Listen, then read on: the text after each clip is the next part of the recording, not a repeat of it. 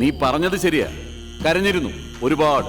പക്ഷെ ആ കണ്ണീരിനൊക്കെ അപ്പുറം എല്ലാറ്റിനും കാരണക്കാരനായ നിന്റെ മുമ്പിൽ ചങ്കുറപ്പോടെ നിൽക്കാനുള്ള അവസരം ഉണ്ടാക്കി തരണേ എന്ന പ്രാർത്ഥനയുണ്ടായിരുന്നു. ആ പ്രാർത്ഥന പൊന്നിൽ ചാലിച്ച് ദിവസവും നാക്കിലുറച്ച് എന്റെ ഫലമാണ് മാധവ. ഇപ്പയെ കാണുന്ന ഞങ്ങൾ അന്നപൂർണ ഗ്രൂപ്പ് ദയും കാരുണ്യൊക്കെ ഭിക്ഷയാചിക്കുന്നത് നീയായിരിക്കും. ചന്ദ്രഗിരിയിൽ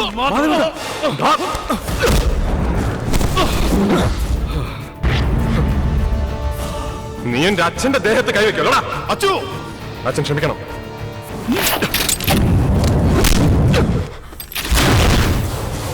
ചന്ദ്രഗിരിയിൽ മാധവൻ എന്ന എന്റെ അച്ഛൻ ഒരു വ്യക്തിയല്ല, ആദർശമാണ്.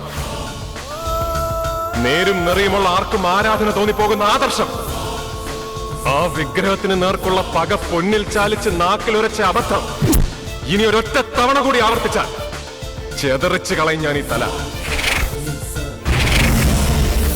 ബ്രദർ, പറഞ്ഞ് മനസ്സിലാക്കണോ അനിയനെ? ടെമ്പർ അധികം കാണിക്കരുതെന്ന്. കാണിച്ചാൽ ചുവന്ന പട്ടു പുതച്ച് കുളിപ്പിച്ച് കിടത്തും തെക്ക് വടക്കായി ഒരു നാളികേര മുറിയുടെ നെയ്ത്തിരി നാളത്തിൽ. പറയുന്നത് ഈ അച്ഛന് വേണ്ടി ഈ മകനാവുമ്പോ അത് ചെയ്തിരിക്കുമെന്നൊരു ഉറപ്പ് കൂടിയുണ്ട്.